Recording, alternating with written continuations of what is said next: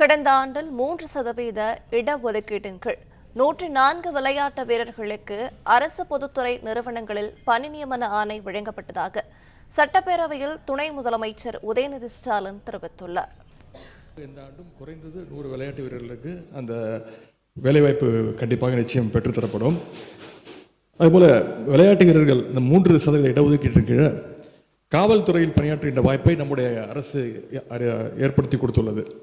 இதற்கான அரசாணை இந்த ஆண்டு வெளியிடப்பட்டு இதுவரை சென்ற ஆண்டு கொடுத்த அந்த 104 11 வீரர்களுக்கு காவலர் பணியில் கான்ஸ்டபிள் பணிக்கான அந்த பணி நியமன ஆணைகள் வழங்கப்பட்டுள்ளன. மேலும் தற்பொழுது காவல்துறையில் 32 காவல் உதவி ஆய்வாளர்கள் சப் இன்ஸ்பெக்டர்கள் பணியிடங்களுக்கு தமிழ்நாடு விளையாட்டு மேம்பாட்டு ஆணையம் விண்ணப்பங்களை கோரியுள்ளது. விரைவில் 2ஆம் நிலை காவலர் அதாவது போலீஸ் கான்ஸ்டபிள்ஸ் பொறுப்புக்கும் அந்த விண்ணப்பங்கள் கோரப்படும் என்பதை தெரிவித்துக் கொள்கிறேன். காவல்துறையில் விளையாட்டு வீரர்களுக்கு பணியாற்றுகின்ற வாய்ப்பு நிச்சயம் வழங்கப்படும் என்பதை மாண்பு உறுப்பினர்களுக்கு தங்கள் மூலம் தெரிவித்துக் கொள்கின்றேன். மாண்பு உறுப்பினர் சிந்தனை செல்வன்.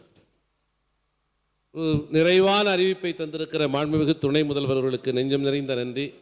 இந்த கேள்விக்கு மாத்திரமல்ல, கடைகோடியிலிருந்து வெளிப்படுகிற குரலாக எனது குரல் வெளிப்பட்டது. காட்டுமன்னார் கோவிலிலே திருமுட்டத்திலே ஒரு சிறு விளையாட்டரங்கம் வேண்டும் என்று கேட்டேன்.